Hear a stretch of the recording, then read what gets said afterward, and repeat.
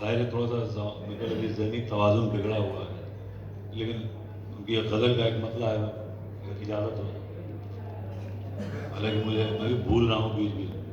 ہمارے رائے بریلی کے ایک شاعر تھے، ان کا شعر تھا، میں تو بلبل ہوں میرا کام ہے گاتے رہنا، بھول جاؤں تو مجھے یاد دلاتے رہنا۔ تو ان کی ایک غزل تھی، تو وہ غزل پڑھتے ہوئے تھے، تو بہت، حالانکہ میں یہ اردو اکیڈمی میں یہ چاہ رہا تھا، لیکن وقت بھی کم تھا، تو ان کا شعر تھا، بلکہ شعر ہے، شعر رہے گا انشاءاللہ، کہ اپنی زباں سمجھ کے اگر تو نہ بولتا، اپنی زباں سمجھ کے اگر تو نہ بولتا، میں کچھ بھی بولتا مگر اردو نہ بولتا۔ اپنی زباں سمجھ کے اگر تو نہ بولتا، میں کچھ بھی بولتا مگر اردو نہ بولتا۔ شعر یہ ہے کہ کلکتہ میرے ساتھ رہا میں جہاں رہا، کلکتہ میرے ساتھ رہا میں جہاں رہا، پھر کیسے میرے لہجے کا جادو نہ بولتا۔ کلکتہ میرے ساتھ رہا میں جہاں رہا، پھر کیسے میرے لہجے کا جادو نہ بولتا۔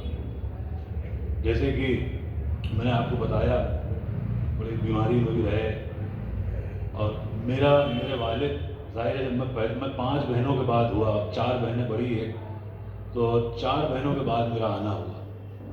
تو میرے والد کبھی کبھی کہتے بھی تھے، یار اچھی چیزیں ڈاؤن لوڈ ہونے میں وقت لگتی، تو تمہارا دیر سے آنا کوئی غلط نہیں ہو، بس یہ ہے کہ اب جب تم آئے ہو تو ہم بیماریوں میں مشغول ہو گئے۔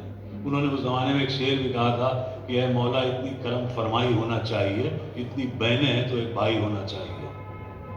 تو میرا والد کے ساتھ جو وقت بیتا، تو بیماریوں میں زیادہ مبتلا رہے۔ اچھا، ڈاکٹر بھی ان سے بڑے عاجز رہتے تھے، پرہیز کے لیے کہتے تھے، وہ پرہیز ہوتا نہیں تھا۔ کہتے تھے کہ سرحد جہاں سے اچھا تھا گزر ہی جاتے، اتنے پرہیز سے اچھا تھا مر ہی جاتے۔ تو پرہیز کرتے نہیں تھے۔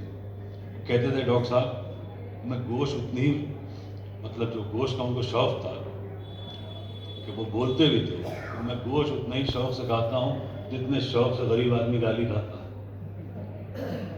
تو ان کی زندہ دلی جو تھی وہ قیامت تھی، بیماری ہو کچھ ہو۔ بہت بار ان کی جانچیں ہوتی تھیں، 9 بار سے یہ گھٹنا کھلا ہے، تو ڈاکٹر بھی پریشان، کہ منور بھائی کچھ مل نہیں رہا ہے، اتنی جانچیں کرا لی۔ تو والد صاحب کہنے لگے ایک بار CBI جانچ بھی کرا لیجیے، مسلمانوں میں اسی میں نکلتا ہے جو نکلتا ہے، اس سے کم میں کچھ نہیں نکلے۔ تو یہ جو لہجے کی جو صفاقی ہے، یہ قیامت کی تھی۔ بامبے ایئرپورٹ پہ روکے گئے تو ان کے ہینڈ بیگیج میں سے شیونگ بلیڈ نکل آیا۔